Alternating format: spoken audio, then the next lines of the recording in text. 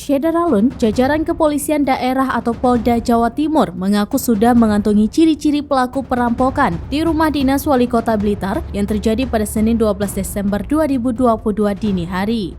Salah satu saksi menyebut kelompok pelaku menggunakan mobil berplat merah.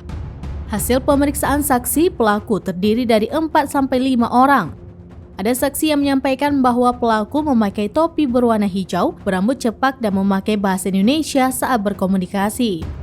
Saat ini, tim gabungan yang terdiri dari Satreskrim Polres Blitar Kota dan dibantu dari Jatanras di Reskrimum Polda Jawa Timur terus melakukan penyelidikan.